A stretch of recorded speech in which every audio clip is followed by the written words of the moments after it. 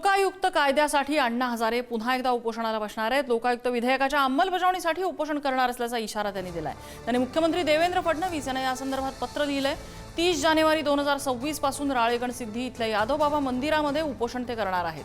अंमलबजावणी होत नसल्यामुळे सरकारची इच्छा दिसत नाही असं त्यामुळे हे उपोषण करणार असल्याचं त्यांनी पत्रात नमूद केलेलं आहे।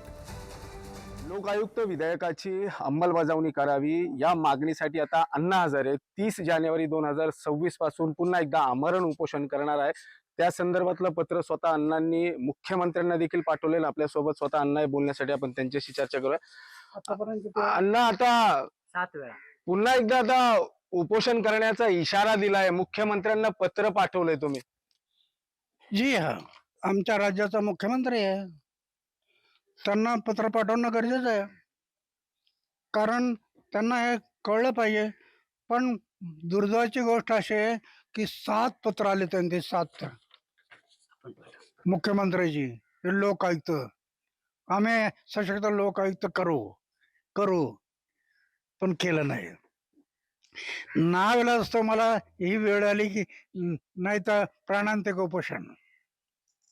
7 वेळेला पत्र पाठवलं आणि त्यांचे उत्तर आले, करतो करतो करतो 7 वेळेला।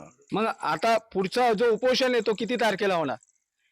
30 जानेवारी 30 जानेवारी 2026।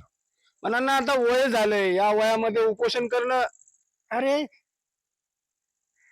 नाही तरी कधीतरी मरणारच आहे ना। जनतेच्या हितासाठी मरणाला तर माझं भाग्य आहे।